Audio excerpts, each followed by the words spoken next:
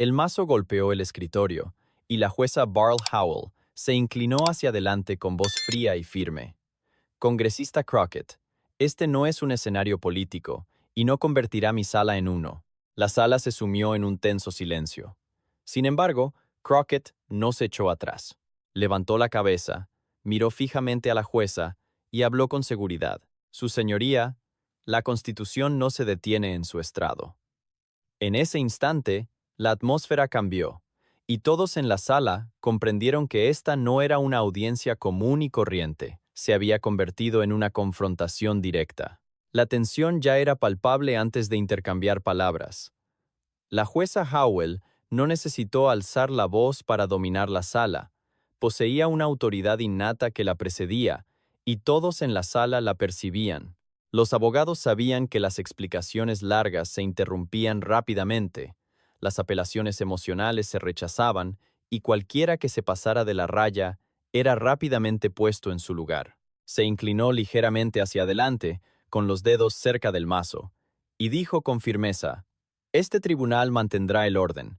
No toleraré exhibicionismo». Su mensaje era inequívoco. Controlaba el ritmo, el tono y el resultado del proceso. Cuando hablaba, la gente solía callar. Así funcionaba su sala. Pero Jasmine Crockett no titubeó. No bajó la mirada. En cambio, respondió, tranquila, pero directa: «Con todo respeto, señoría, lo que usted llama ostentación es simplemente responsabilidad, algo que quienes ostentan el poder a menudo evitan cuando se les cuestiona». Una oleada de tensión se extendió por la galería cuando Crockett dio un pequeño paso al frente. Durante años, los tribunales se habían sentido cómodos escuchando a los abogados del gobierno, pero en cuanto alguien alzaba la voz por las personas cuyos derechos estaban en juego, se consideraba demasiado político. Y ese doble rasero era precisamente la razón por la que estaban allí. Sus palabras impactaron con fuerza. La jueza Howell apretó la mandíbula. Se había cruzado la línea, y todos lo sintieron. A diferencia de muchos abogados formados en círculos políticos de élite, Crockett tenía una formación diferente. No fue moldeada por donantes privados, ni protegida por líderes de partidos. Fue moldeada por salas de juicio abarrotadas, noches trabajando en casos urgentes y clientes que llegaban con miedo, sin saber siquiera si serían escuchados. «No aprendí derecho constitucional en una oficina tranquila», dijo Crockett con franqueza. «Lo aprendí junto a ciudadanos a quienes se les negaba el derecho al voto, la vivienda y la justicia básica. Así que perdónenme si no lo considero un ejercicio académico». La declaración provocó una reacción inmediata del público. Algunos asintieron, mientras que otros contuvieron la respiración. Crockett desvió la conversación hacia el meollo del asunto. «Seamos claros sobre el impacto de estas leyes», dijo, con voz más firme. «Las ventanas de votación anticipada se están reduciendo. El voto por correo se está restringiendo. Los requisitos de identificación se están endureciendo de maneras que afectan constantemente a las mismas comunidades». Hizo una pausa y miró a la jueza a los ojos. «Puede llamarse seguridad, pero cuando los padres que trabajan no pueden acudir a las urnas, cuando las personas mayores no pueden acceder al voto por correo, y cuando los votantes de bajos ingresos se enfrentan a obstáculos adicionales, eso no es seguridad. Es represión disfrazada de otra cosa». La jueza Howell interrumpió, esta vez con más dureza. «Consejo, esto no es un mitin de campaña. Cíñase a los argumentos legales». Pero Crockett no se echó atrás. «Su señoría, cuando las leyes silencian silenciosamente millones de voces, fingir que no es político es el verdadero espectáculo», respondió. La tensión en la sala aumentó, y algunas personas en la galería quedaron boquiabiertas. Crockett siguió adelante. «La democracia no muere con grandes discursos. Muere entre papeleo, plazos y obstáculos que parecen neutrales, pero que afectan a personas reales». Se acercó al micrófono. «Represento a votantes que hacen fila durante horas. Represento a comunidades que ya enfrentan obstáculos a diario, y ahora se les dice que acepten aún más barreras bajo el pretexto del orden. Eso no es ley que defienda la democracia, es ley que se usa para debilitarla». El peso en la sala aumentaba con cada palabra. La jueza Howell levantó la mano, interrumpiendo a Crockett antes de que pudiera continuar. Consejo, responda la pregunta directamente, espetó. Crockett no dudó. Ajustó el micrófono y continuó. La jueza interrumpió de nuevo, más fuerte, intentando recuperar el control de la sala. Finalmente, Crockett se detuvo, levantó la vista y dijo con calma: «Si me interrumpen cada vez que los hechos se vuelven incómodos, entonces esto ya no es una audiencia legal. Es una actuación para eludir la verdad». Un murmullo se extendió por la galería. La tensión se intensificó. El tono de Crockett se intensificó. «Dejemos de evadirlo. Hablemos de lo que realmente hacen estas leyes». Se agachó, levantó un juego de gráficos impresos y se los mostró a las primeras filas. «Son proyecciones de participación de analistas electorales independientes», dijo. «No son activistas ni grupos políticos, son solo datos», señaló la primera página. «Las restricciones al voto anticipado por sí solas reducen la participación en 2 dígitos en las zonas urbanas». Luego pasó a la página siguiente. «Los límites al voto por correo afectan más duramente a las personas mayores y a los votantes con discapacidad». Pasó a otra página. «Las normas de identificación más estrictas afectan desproporcionadamente a las comunidades minoritarias que ya enfrentan dificultades de acceso». La jueza Howell lo desestimó con un gesto de la mano.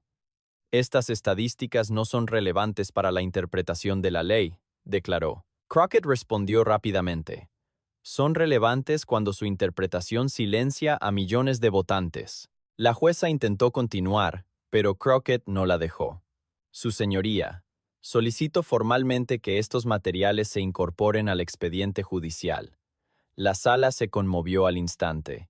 La gente levantó la vista y los periodistas se enderezaron en sus asientos.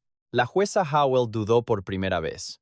Miró los documentos y luego volvió a mirar a Crockett. «Este tribunal no está obligado», dijo. Crockett la interrumpió, firme pero controlada. «Este tribunal debe considerar las pruebas que demuestran un perjuicio constitucional», dijo Crockett. La audiencia respondió audiblemente, con susurros y teléfonos altísimos. La jueza hizo una pausa, claramente considerando su siguiente paso. Crockett no esperó a que la tensión se calmara.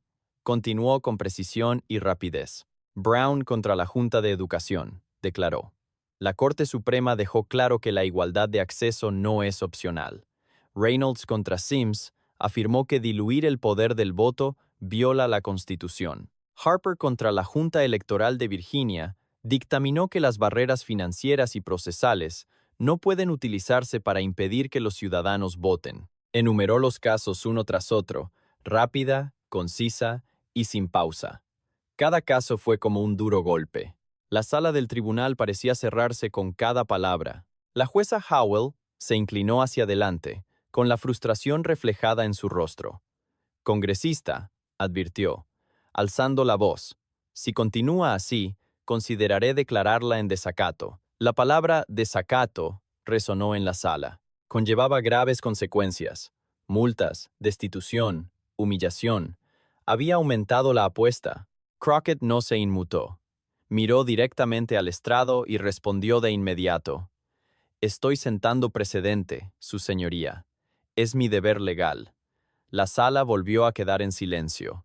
Continuó, más despacio, con determinación: «Lo que ocurre aquí no es desorden, es incomodidad. Incomodidad por cómo estas leyes chocan con las protecciones constitucionales». Enderezó la postura. «Amenazar con desacato no cambiará la ley. No anula los fallos de la Corte Suprema ni hará desaparecer estas violaciones constitucionales». La dinámica cambió al instante. Ahora, era la jueza Howell quien estaba bajo escrutinio. Crockett había tomado el control de la conversación, el ritmo y la superioridad moral. Justo cuando la jueza Howell se inclinó para responder, Crockett levantó la mano con calma, con determinación, y a una altura suficiente para que toda la sala la viera. El movimiento fue simple, pero tuvo un impacto inmediato. El juez se quedó paralizado a media frase. El secretario dejó de escribir. Incluso el alguacil se movió incómodo. La voz de Crockett rompió el silencio. «Su señoría, antes de que vuelva a cerrar esto, necesito que el tribunal escuche esto». La sala quedó en silencio. Se oía a alguien tragar saliva al fondo. Crockett mantuvo la mano en alto un momento más, dejando que la tensión persistiera. La bajó lentamente y fijó la mirada en el estrado. El artículo 1 de la Constitución creó la rama de gobierno en la que sirvo, continuó. Esa misma Constitución creó este poder judicial. Este tribunal existe no por tradición ni autoridad personal, sino porque el pueblo le otorgó el poder. La jueza Howell se removió bruscamente en su asiento, pero Crockett no se detuvo. Así que, cuando se desestima el daño constitucional como ruido político, no se está protegiendo la ley, se está protegiendo al sistema de la rendición de cuentas. Un suave murmullo recorrió la galería. Alguien susurró, «¡Guau!». El tono de Crockett se volvió más firme. Una toga no hace intocable a nadie. Un mazo no anula el deber constitucional. El silencio se hizo más denso. Crockett dio un paso al frente, indicando que no se rendiría. «Se sienta en este tribunal porque la Constitución lo permite», dijo. «Y esa misma Constitución le obliga. No a mí, no a los votantes, a usted». El rostro de la jueza Howell se tensó y sus nudillos palidecieron alrededor del mazo. Crockett no le dio al juez la oportunidad de recuperarse. Pronunció la siguiente frase con precisión. «Entonces, permítame preguntarle esto, su señoría», dijo con voz firme pero firme. «Si se silencian los argumentos constitucionales aquí en un tribunal federal, ¿a dónde se supone que deben ir los ciudadanos?». La pregunta impactó con fuerza en la sala. Crockett insistió. «Si la gente no puede impugnar la supresión del voto en este edificio, la justicia se convierte en un simple eslogan, no en un derecho». Un periodista se quedó sin aliento. Alguien en la primera fila negó con la cabeza, incrédulo. La jueza Howell abrió la boca para responder, pero se detuvo. Bajó la vista hacia sus notas y luego volvió a mirar a Crockett. Su voz sonó tensa. «Este tribunal no se dejará sermonear». Crockett intervino de inmediato. «A este tribunal se le está recordando su deber». Las palabras fueron muy duras. Crockett insistió. «Cuando los tribunales dejan de reconocer el daño constitucional, dejan de servir al pueblo. Y cuando eso sucede, la legitimidad no se desvanece silenciosamente, sino que se derrumba». La sala bullía de tensión. Los teléfonos ya estaban colgados en la galería. Todos sentían que se acercaba el punto de quiebre. La compostura de la jueza Howell finalmente se quebró. Golpeó el mazo con fuerza. «Esta sala hará un receso inmediato», espetó, levantándose demasiado rápido. La silla chirrió ruidosamente tras ella. No era una salida controlada, era un escape. La sala se llenó de jadeos. El secretario estaba atónito. El alguacil dudó, sin saber qué hacer primero. Crockett permaneció en el podio, tranquilo, firme e imperturbable, observando cómo se vaciaba el tribunal. En cuanto el juez Howell salió por la puerta lateral, el juzgado estalló en ruido. Los periodistas corrieron al pasillo, chocando entre sí, gritando por teléfono y enviando alertas de última hora incluso antes de llegar a los ascensores. «Juez federal sale furioso tras la confrontación», gritó una voz. Otro reportero, sin aliento y en directo, dijo: «Esto se ha convertido en uno de los momentos judiciales más explosivos que hemos visto en años». Fuera de la sala, las notificaciones iluminaban las pantallas de todo el país. Las palabras de Crockett se viralizaron casi de inmediato. «La Constitución no termina en tu estrado». Se extendió por TikTok, YouTube y las noticias por cable. Lo ocurrido en ese tribunal federal se convirtió rápidamente en un acontecimiento nacional.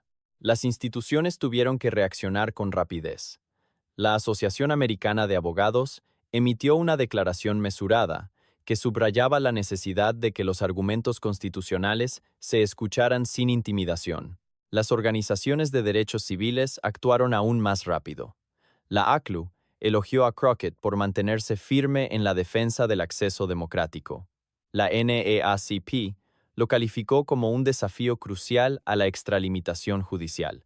Grupos de defensa enviaron correos electrónicos para recaudar fondos con capturas de pantalla del momento, presentándolo como prueba de que el derecho al voto estaba amenazado. Lo que comenzó como una sola audiencia se había convertido en el motor de un movimiento más amplio. Mientras tanto, El daño a la reputación de la jueza Howell se extendió silenciosa pero rápidamente. Las quejas comenzaron a inundar las oficinas de supervisión judicial. Los especialistas en ética legal recurrieron a las redes sociales, analizando sus acciones línea por línea. Dentro del tribunal, los susurros seguían su nombre por los pasillos. Otros jueces evitaban el contacto visual.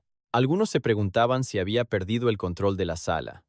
Otros se preguntaban cómo veía ahora el público al Poder Judicial. Mientras la institución se debatía, Crockett regresó al Capitolio con el impulso a su favor. A puerta cerrada, el personal ya estaba discutiendo la audiencia, antes de que ella siquiera se sentara. Días después, durante un intercambio en el comité, cuando un testigo intentó evitar una pregunta constitucional, Crockett se inclinó hacia el micrófono y pronunció otra frase memorable que resonó en las redes sociales.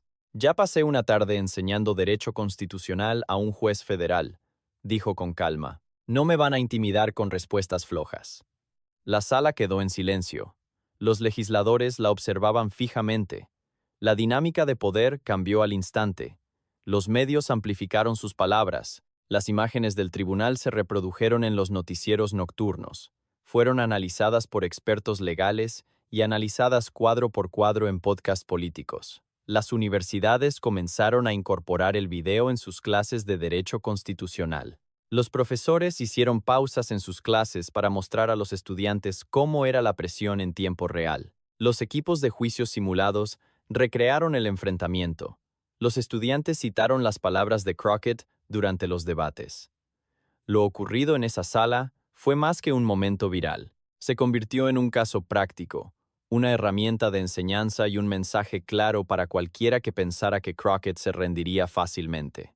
Y a pesar de todo, Crockett mantuvo la calma. Sin vueltas triunfales, sin entrevistas dramáticas, solo una confianza inquebrantable y preguntas más directas en cada audiencia posterior. El efecto dominó no se detuvo en Washington.